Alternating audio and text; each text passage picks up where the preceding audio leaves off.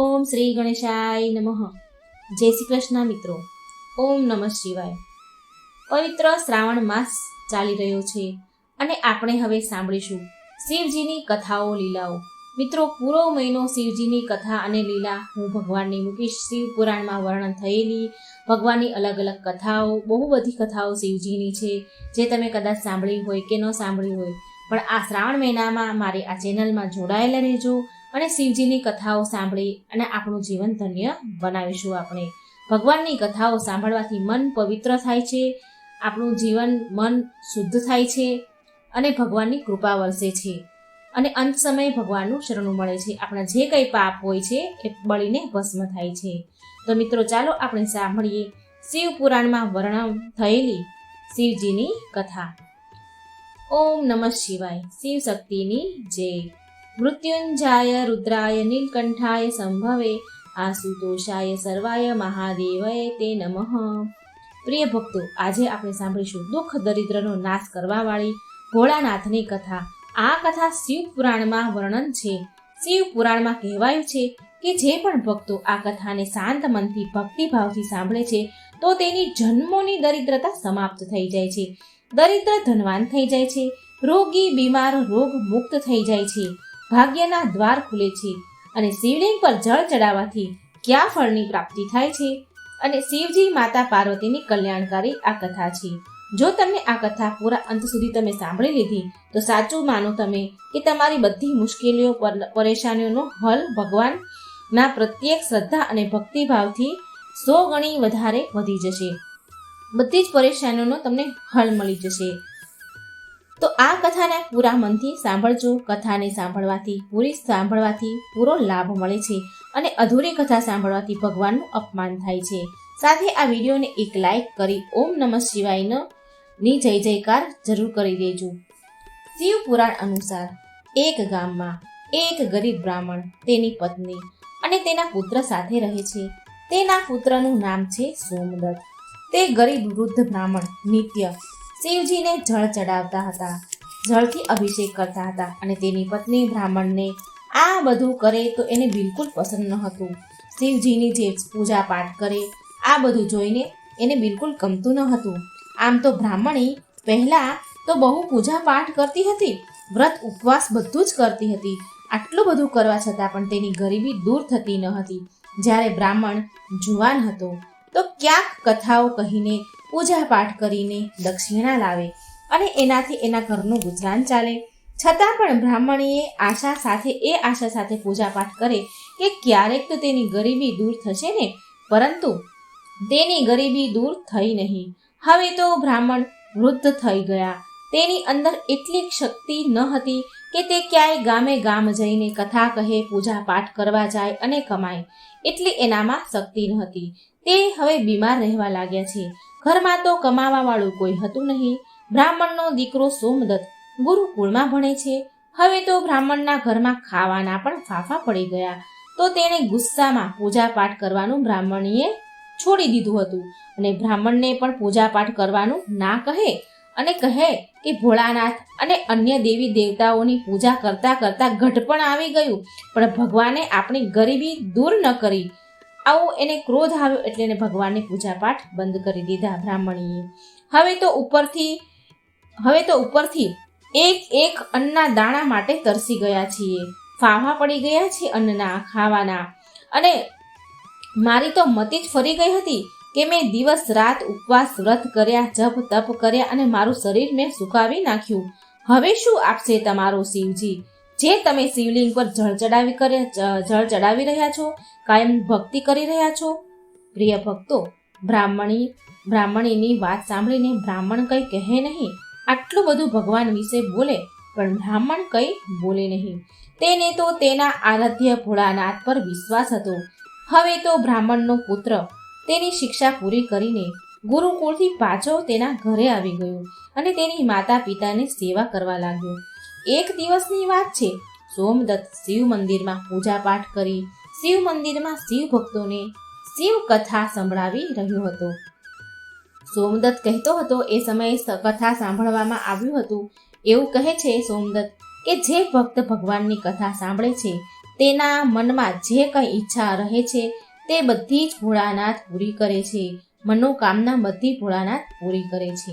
પ્રિય ભક્તો, સોમદત્તની આ બધી વાત મંદિરમાં પૂજા કરવા આવેલા તે રાજ્યના રાજાએ સાંભળી લીધી અને એને આ વાત બહુ સારી લાગી, બહુ ગમી અને તેણે સોમદત્તને તેની રાજકુમારીને કથા સંભળાવવા માટે નોકરી પર રાખી લીધો.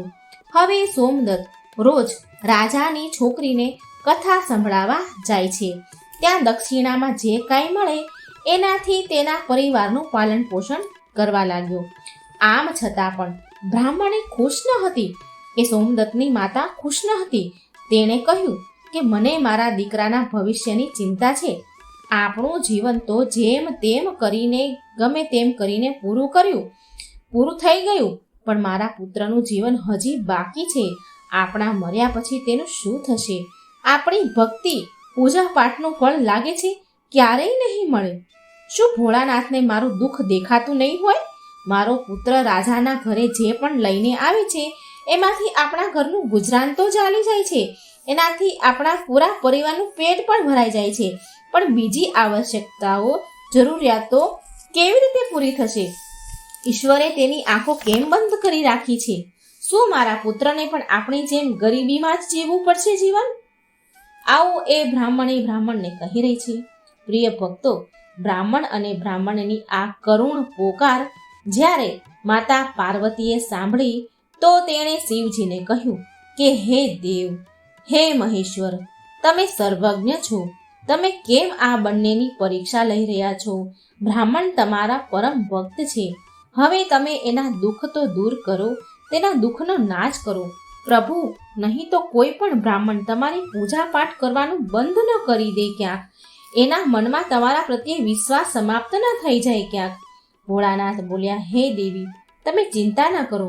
મેં તેના ભાગ્યના ઉદયના બીજ પહેલેથી જ રોપી દીધો છે. હવે આપણે બેવને સાથે લક્ષ્મીજી અને વિષ્ણુજીને લઈને બ્રાહ્મણના ઘરે જવાનો સમય આવી ગયો છે.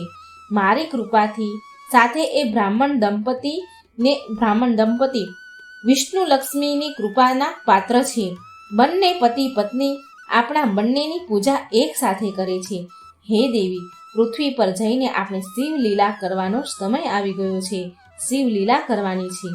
હવે શિવજી પાર્વતી સાથે નંદી પર સવાર થઈને વૈકુંઠ લોકમાં જાય છે, જ્યાં દયાનિધિ ભગવાન વિષ્ણુ શેષ નાગની સૈયા ઉપર બિરાજમાન છે. માતા લક્ષ્મી તેના પગ દબાવી રહ્યા છે. ત્યારે શિવજીએ ભગવાન વિષ્ણુને પૃથ્વી પર જવાનું કહ્યું તો વિષ્ણુ ભગવાન બોલ્યા, હે દેવી લક્ષ્મી, ચાલો આપણા ભક્તના ઘરે જવાનો સમય આવી ગયો છે. હવે ચારેય દેવી દેવતા સાધુનું વેશ ધારણ કરે છે. પૃથ્વી લોક પર બ્રાહ્મણના ઘરે પહોંચીને અલખ જગાવી અને બોલ્યા, અલખ નિરંજન, અલખ નિરંજન, ઘરમાંથી કોઈ હોય તો બહાર આવો. એટલે ઘરમાંથી એક વૃદ્ધ બ્રાહ્મણ બહાર આવ્યા, સોમદત્તના જે પિતા હતા તે, અને એણે પ્રણામ કર્યા સાધુને. તો એ સાધુ વેશધારી ભગવાન શિવજી અને વિષ્ણુ ભગવાન બોલ્યા કે અમે રાત્રિમાં તમારા ઘરે વિશ્રામ કરીશું. આ સાંભળી બ્રાહ્મણ પુત્ર સોમદત્તે અતિથિ દેવો ભવ ઉચ્ચારણ કરીને બોલ્યા કે હે મહારાજ, મારા ઘરે દક્ષિણામાં મળેલા દાળ ભાત વગેરેથી અમારા ભોજનની પૂર્તિ થાય છે, માટે હું એક સમયના ભોજનની વ્યવસ્થા કરી શકું છું. તો સાધુઓએ એને એક વાસણ આપ્યું અને કહ્યું કે એ દાળ ભાત આ વાસણમાં બનાવજો, તો આપણા બધાનું જ 2 સમયનું ભોજન બની જશે. હવે આ પ્રકારે એ વાસણમાં ભોજન બનાવવાથી બંને સમયનું ભોજનની પૂર્તિ થઈ જતી હતી. બીજા દિવસે પ્રાતઃકાળે વહેલી સવારે સોમદત્ત જવા લાગ્યો તો સાધુરૂપી ભગવાન શિવ કહે છે, હે પુત્ર, તું ક્યાં જઈ રહ્યો છે? એટલે એને સોમદત્તે કહ્યું કે હે સાધુ મહારાજ, હું રાજાની છોકરી, રાજાની જે પુત્રી છે રાજકુમારી, એને કથા સંભળાવવા જઈ રહ્યો છું. તો સાધુ બોલ્યા કે તું કથા સંભળાવ્યા બાદ રાજાની છોકરીને પૂછજે કે તું કઈ અભિલાષાની આશાની પૂર્તિ માટે આ કથા સાંભળી રહી છે. હવે સોમદત્ત રાજકુમારીને કથા સંભળાવવા જાય છે અને કથા સંભળાવ્યા પછી એણે પ્રશ્ન પૂછ્યો રાજકુમારીને કે તું કઈ અભિલાષાની પૂર્તિ માટે, કઈ મનોકામનાની પૂર્તિ માટે આ કથા સાંભળે છે? તો રાજાની પુત્રી બોલી કે હું એ અભિલાષાથી કથા સાંભળું છું કે મને એવો વર મળે જેની ચર્ચા બધાની જીભ પર હોય, તેના માથા ઉપર ચંદ્ર અને સૂર્યનો પ્રકાશ હોય, તથા એ ભાગ્યનો એવો ધનવાન હોય કે એના ચરણમાં લક્ષ્મી વસેલી હોય, તથા એવી જાન લઈને આવે કે અત્યાર સુધી કોઈ જોઈ ન હોય. હું આ અભિલાષાથી કથા સાંભળું છું. મારી આ મનોકામના છે. પ્રિય ભક્તો, હવે પાછા ઘરે આવીને સોમદત્તે રાજકુમારીની બધી જ વાત સાધુને કહી. હવે જુઓ, બીજા દિવસે જ્યારે એ પ્રાતઃકાળે સવારે સોમદત્ત બીજા દિવસે સવારે કથા સંભળાવા જાય છે તો સાધુ બોલ્યા, શિવજી રૂપમાં સાધુ બોલે છે કે બેટા, આજે ફરી એ પ્રશ્ન રાજકુમારીને પૂછજે, અને જો ફરી કાલવાળી વાત તને કહે તો એવું કહેજે કે જેવો પતિ તને જોઈએ છે ને એવો તો માત્ર હું એક જ છું. આવું કહીને ભાગીને દોડીને આવતો રહેજે. આ સાંભળીને સોમદત્ત બોલ્યો, હે સાધુ મહારાજ, ક્યાં હું એક ગરીબ બ્રાહ્મણ જેનું ઘર એની દીધેલી દક્ષિણામાંથી ચાલે છે, અને ક્યાં એ રાજાની પુત્રી. રાજા મને તો મારી જ નાખશે અને મને ને મારા પરિવારને મૃત્યુદંડ આપીને મૃત્યુને ઘાટ ઉતારશે. માટે હું આવું નહીં કરું. સાધુ બોલ્યા, ઠીક છે, અમે હમણાં જ તમને બધાને અને તારા પરિવાર સહિત શ્રાપથી બધાને ભસ્મ કરી દઈશું. સોમદત્ત તો પહેલેથી જ તેના ચમત્કારથી ડરેલો હતો. જે એને સાધુએ પાત્ર આપ્યું હતું એમાં ચમત્કારથી બંને ટાઈમનું ભોજન થઈ જતું હતું, એટલે એ તો પહેલેથી જ ડરી ગયેલો હતો. અને ઉપરથી આવો શ્રાપ આપીને ભસ્મ કરવાની વાત કરી એટલે સોમદત્ત તો વધારે ડરી ગયો. તેણે વિચાર્યું કે રાજા તો પછી મૃત્યુદંડ આપશે, આ સાધુ મહારાજ તો હમણાં જ તેના શ્રાપથી અમને ભસ્મ કરી દેશે. માટે સાધુને આશ્વાસન આપીને સોમદત્ત કથા સંભળાવવા માટે ચાલ્યો ગયો. કથા પૂરી થયા પછી સોમદત્ત કહે છે રાજકુમારીને કે કાલે તમે જે બતાવ્યું હતું એ અનુસાર જેવો વર તમને જોઈએ છે એવો વર તો માત્ર હું જ છું. આટલું કહીને સોમદત્ત એક ક્ષણમાં ફટાફટ ત્યાંથી ભાગીને દોડીને ઘેર આવી ગયો. રાજાની પુત્રીને તો એકદમ આઘાત પહોંચી ગયો. એની આંખો ફાટી રહી. એકદમ ધક્કો વાગ્યો એને. તેણે દાસી દ્વારા તેના પિતાને બોલાવીને બધી વાત કરી. રાજાએ આશ્વાસન આપ્યું કે એ દંડને પાત્ર છે. બ્રાહ્મણને એના આ કરવાની સજા જરૂર મળશે. રાજાએ તેના મંત્રી સાથે ચર્ચા વિચારણા કર્યા તો એક વરિષ્ઠ મંત્રી બોલ્યા, સોમદત્તે અપરાધ તો ફાંસી દેવા જેવો કર્યો છે, પરંતુ એક બ્રાહ્મણ છે, તેને ફાંસી આપવાથી એક બ્રાહ્મણ હત્યાનું પાપ લાગશે. કંઈક એવું કરીએ કે તેને દંડ પણ મળે અને બ્રહ્મ હત્યાનું પાપ પણ ન લાગે. પ્રિય ભક્તો, ઘણો વિચાર વિમર્શ કર્યા મંત્રીઓએ, બધા વિદ્વાનોએ ઘણા વિચાર વિમર્શ કરી અને પછી નક્કી કર્યું કે લગ્નનું નિમંત્રણ પત્ર અમુક શરતો સાથે મોકલવામાં આવ્યું. રાજાએ શરતોવાળું નિમંત્રણ પત્ર લખીને તેના નોકર સાથે, એના સૈનિક હોય જે દરબારના, એની સાથે સોમદત્તને ત્યાં ઘરે મોકલાવ્યું. હવે આ બાજુ સોમદત્તે ઘરે પહોંચીને સાધુને કહ્યું કે તમારા કહ્યા અનુસાર રાજકુમારીને મેં કહ્યું તો ખરી. રાજકુમારી તો બહુ ક્રોધી થઈ. મેં તમે કીધું ને એવું બધું જ કીધું, પણ એ તો ખૂબ ગુસ્સે થઈ. હવે જલ્દી જ ફાંસીનો સંદેશ પહોંચવાનો જ હશે. એટલી વારમાં થોડી વાર થઈ તો નોકર નિમંત્રણ પત્ર લઈને પહોંચી ગયો સોમદત્તના ઘરે. સાધુઓએ એ નિમંત્રણ પત્ર જે નોકર લઈને આવ્યો હતો એને સન્માન સહિત બેસાડીને આસન આપ્યું. સોમદત્તને નિમંત્રણ પત્ર સંભળાવવા કહ્યું. તો પત્ર આ પ્રકારે હતો. રાજાએ એવી શરત મૂકી હતી કે હે બ્રાહ્મણ પુત્ર, અમને તારો લગ્નનો પ્રસ્તાવ મંજૂર છે, પરંતુ સાથે સાથે અમારી શરતો પણ છે કે અમારી બધી જ શરતો પૂરી કર્યા પછી અમે અમારી કન્યાના વિવાહ તારી સાથે કરી દઈશું. જો શરત પૂરી નહીં થાય તો તને અને તારા પરિવાર સહિત ફાંસી દેવામાં આવશે. અને શરતો આ પ્રમાણે છે. પહેલી શરત છે કે જાનમાં આવેલા જાનૈયા માટે જે જાનઘર, જે ઉતારા બનાવેલા હોય, તંબુ છે, જે કંઈ ઉતારા જાનૈયાઓ માટે બનાવ્યા હોય એ બધા જ ભરેલા હોવા જોઈએ. એક પણ તંબુ ખાલી ન રહેવું જોઈએ. અને બીજી શરત છે કે જાનવાળા માટે આર્થિક સત્કાર માટે બધી જ જે ખાદ્ય સામગ્રી, જે રસોઈ બનાવી હોય એનો ઉપયોગ પૂરેપૂરો થઈ જવો જોઈએ. જરા પણ રસોઈ બાકી ન રહેવી જોઈએ. અને ત્રીજી શરત એ છે કે એવી અદ્ભુત જાન આવી જોઈએ કે જેની પ્રશંસા બધા વ્યક્તિના જીભ પર હોય.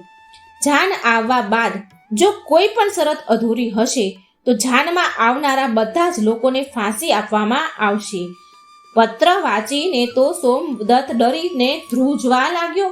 સાધુઓ બોલ્યા, તું ડર નહીં, નોકરને ભોજન ખવડાવી પત્રનો ઉત્તર આપીને વિદાય આપ અને પત્રમાં લખ કે તમે વિવાહની તૈયારી કરો, અમે એ દિવસે જાન લઈને આવીએ છીએ. નોકરને ભોજનમાં દાળ ભાત પીરસવામાં આવ્યા અને નોકરની થાળીમાં ચમત્કારથી 36 પ્રકારના ભોજન થઈ ગયા. વિદાય કરતા સાધુઓએ શિવજી બનેલા જે સાધુ હતા, જે ભોળાનાથ હતા અને વિષ્ણુ ભગવાન હતા, તેણે મુઠ્ઠી ભરી ધૂણીની રાખ આપી પત્રમાં જવાબ લખીને વિદાય કર્યું. બહાર આવીને નોકરે જોયું તો તે રાખ નહીં પણ હીરા મોતી છે. એ તો બહુ ખુશ થઈ ગયો. રાજાએ સકારાત્મક જવાબ સાંભળીને વિચાર કરે છે કે એ ગરીબ બ્રાહ્મણ કોના ભરોસે આવું કરી રહ્યો છે?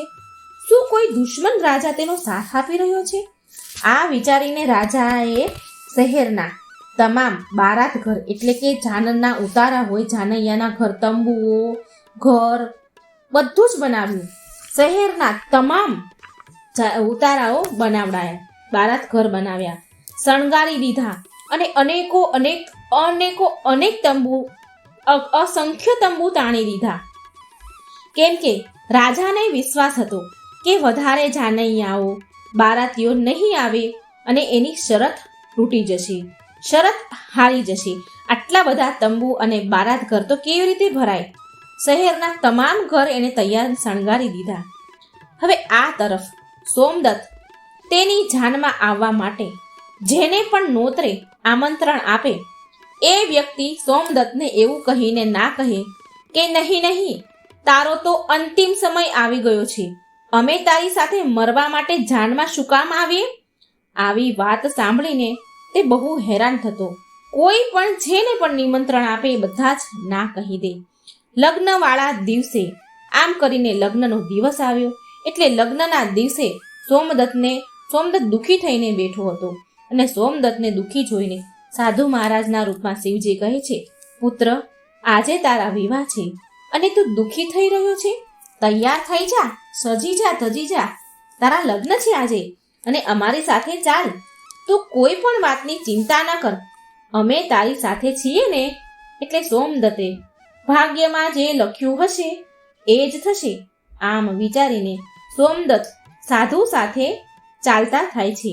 મા લક્ષ્મી, મા પાર્વતી, શિવજી, ભગવાન વિષ્ણુ સાથે ચાલે છે. ભગવાન શિવજીએ જાનમાં આવવા માટે બધા જ દેવી દેવતા અને મનુષ્યના રૂપમાં આમંત્રિત કર્યા તથા ભૂત પ્રેત અનેક ગણોને પણ લગ્નમાં બોલાવી લીધા. જેના કારણે સજાવેલા જાનૈયાના જે ઉતારાઓ હતા, જે ઘર હતા, જે તંબુ હતા, એ તમામ ભરાઈ ગયા. ને તેમ છતાંય અમુક જાનૈયાઓ ઉતારા વગરના જ રહી ગયા. ઘટ્યા ઉપરથી જે રાજાએ તમામ શહેરના બધા જ ઘરોને શણગારી દીધા હતા, તંબુ અનેકો અસંખ્ય બનાવ્યા હતા, બધા જ ભરાઈ ગયા. 26 જાનૈયા વધ્યા અને રાજા પાસે તો સૂચના મોકલવામાં આવી કે જાનવાળાના ઉતારા માટે બીજી વધારે પ્રબંધ કરવામાં આવે. સૂચના મળવાથી રાજાએ વિચાર કર્યો કે ક્યાંથી આટલા જાનૈયા આવી ગયા, મારે જઈને જોવું જોઈએ. રાજા તો ઉતાવળે ત્યાં પહોંચ્યા. રાજાને આવતા જોઈને શનિદેવ અને શુક્ર ને બંનેને બાળકના રૂપમાં ભગવાન શિવજીએ બનાવી દીધા હતા. એટલે રાજાને આવતા જોઈને શુક્ર અને શનિદેવ બાળક બનીને ભૂખના કારણે ખૂબ રડ્યા. શિવજીએ બંનેને ખૂબ રડાવ્યા, બાળકના રૂપમાં રડાવી દીધા. રાજાએ એ બાળકોને રડતા જોયા અને પૂછ્યું કે આ બાળકો કેમ રડી રહ્યા છે સાધુ મહારાજ? તો સાધુ બનેલા શિવજી બોલ્યા કે હે રાજન, આ બાળકોને બહુ ભૂખ લાગી છે. રાજાએ બાળકોને ખાવા માટે મોકલી દીધા. થોડા સમય પછી રાજાના કર્મચારીઓ જે રસોઈ ઘરમાં કામ કરતા હોય એ દોડતા દોડતા આવીને કહે છે કે મહારાજ, રાજા મહારાજ, આ બાળકો તો બધું જ ભોજન ખાઈ ગયા. જેટલી પણ રસોઈ આ જાનૈયાઓ માટે, આ જાન માટે તૈયાર કરી હતી, આ 2 બાળક બધું જ ખાઈ ગયા અને હજી પણ ભૂખ ભૂખ કરીને બૂમો પાડી રહ્યા છે, રડી રહ્યા છે. આ સાંભળીને રાજા તો બહુ હેરાન થઈ ગયો. તેણે તેનો ઘમંડ ત્યાગીને તે સાધુ મહાત્મા જે શિવજી હતા એની સામે નતમસ્તક નમાવીને કહ્યું, મહારાજ, હવે મારી લાજ આબરૂ તમારા હાથમાં છે. મને કંઈ સમજાતું નથી. આ શું થઈ રહ્યું છે? સાધુ મહારાજ બોલ્યા, કંઈ વાંધો નહીં, બધું જ બરાબર થઈ જશે. તું ઘરે જઈને જાનના આગમનની સ્વાગતની તૈયારી કરો. રાજાએ શહેરને બહુ સુંદર રીતે શણગાર્યું. બધી જ જગ્યાએ ફૂલો, ઝાલરો, બહુ સરસ હીરા, મોતી, બધી જ રીતે આખું શહેર દુલ્હનની જેમ શણગારી દીધું. સોમદત્ત પણ વરરાજાના વસ્ત્રમાં એક રાજકુમારની જેમ સુંદર દેખાઈ રહ્યા હતા. સાંજના સમયે તેને એક સુંદર રથમાં બેસાડવામાં આવ્યા. રથની આગળ અનેક પ્રકારના બેન્ડ બાજા, નગારાવાળાઓ નાચી રહ્યા હતા. વરરાજાના મસ્તક પર ચંદ્ર અને સૂર્ય સજી રહ્યા હતા. ચંદ્ર અને સૂર્ય એના નતમસ્તક પર હતા. જાનૈયાઓ હાથમાં મુદ્રાઓ લઈને, પૈસા, સોના ચાંદીની મુદ્રાઓ લઈને એકબીજા ઉપર ઉછાળી રહ્યા હતા. ખૂબ પૈસા ઉછાળી રહ્યા હતા. જાનનું આવું અદ્ભુત દ્રશ્ય જોઈને લોકો આપસમાં એકબીજા સાથે વાતો કરવા લાગ્યા કે આ બ્રાહ્મણના ભાગ્ય તો જુઓ, આના મસ્તક પર સૂરજ અને ચાંદ છે અને ચારેય તરફ ધન લક્ષ્મી ઉડાડવામાં આવી રહી છે, સોનાની મુદ્રાઓ ઉડાડવામાં આવી રહી છે, માનો કે કોઈ મોટા રાજાની જાન નીકળી છે. આવી જાન તો અમે અમારા જીવનમાં ક્યારેય નથી જોઈ. આવું બધા અને ના તો ક્યારે આવી જાન જોવા મળશે. એવી આશા છે કે આ ભાગ્યનો મોટો ધનવાન છે એવું લાગે છે. પ્રજાની આવી વાત સાંભળી માતા પાર્વતી બોલ્યા શિવજીને કે હે સ્વામી, તમે જેના પર કૃપા કરો છો એના માટે અન્નધનના ભંડાર ખોલી દો છો. ભગવાન ભોળાનાથ કહે છે, હે પાર્વતીજી, જે ભક્ત મારી પૂરી શ્રદ્ધા ભક્તિથી પૂજા કરે છે, હું એને એની પૂજાનું ફળ જરૂર આપું છું. એને દુઃખ ત્યાં સુધી જ વેઠવું પડે છે જ્યાં સુધી તેના પાપ કર્મ પૂરા ન થઈ જાય. પુણ્ય કર્મ જેવા ઉદય થાય છે એવા જ તેના ભાગ્યના દરવાજા ખુલી જાય છે. અને જે ભક્ત ભગવાનની કથા સાંભળે છે તેને પણ રાજકુમારીને જેમ ફળ મળ્યું છે એવી રીતે ફળ મળે છે. રાજકુમારીએ રોજ ભગવાનની કથા સાંભળી અને તેના મનમાં જે કંઈ મનોકામના હતી એ એને પૂરી થઈ, એ એને મળ્યું. આ તો ભોળાનાથ માં પાર્વતી, વિષ્ણુ ભગવાન અને માં લક્ષ્મીનો મહિમા હતો, જેના કારણે બ્રાહ્મણ ધનવાન બન્યા. એની ઝૂંપડી પણ મહેલમાં પરિવર્તન થઈ ગઈ, સુંદર મહેલ બની ગયો. તેના ઘરમાં નોકર, ચાકર, ધનની કોઈ કમી ન રહી. અપાર ધન દોલત ઘર ભરેલું હતું અને બ્રાહ્મણે પણ ભગવાનની પૂજા અર્ચના શરૂ કરી દીધી. બ્રાહ્મણ અને બ્રાહ્મણી બંને પૂજા પાઠ કરે છે શિવજીના અને ખૂબ દાન દક્ષિણા આવવાની શરૂ થઈ ગઈ અને રોજ ભગવાનની કથા સાંભળતા હતા. બ્રાહ્મણી પણ હવે ભગવાનની કથા રોજ સાંભળે છે. તો એકવાર પ્રેમથી બોલો, ઓમ નમઃ શિવાય. લક્ષ્મી નારાયણ ભગવાનની જય. પાર્વતી પતે હર હર મહાદેવ. મિત્રો, આ હતી ભગવાન શિવજીની કથા લીલા. મિત્રો, આવી જ રસપ્રદ ભગવાનની સાચી વાર્તાઓ, શિવ પુરાણની આ વર્ણન છે, શાસ્ત્રોની વાર્તાઓ તમારા સુધી હું પ્રસ્તુત કરીશ. તો આ શ્રાવણ મહિનામાં ભગવાનની વાર્તાઓ જરૂર સાંભળજો અને વિડીયો શેર કરજો, લાઈક કરજો અને આ ચેનલને સબસ્ક્રાઈબ કરવાનું ભૂલશો નહીં. વાર્તા સાંભળવા માટે ધન્યવાદ. જય શ્રી કૃષ્ણ. રાધે રાધે. Thank you.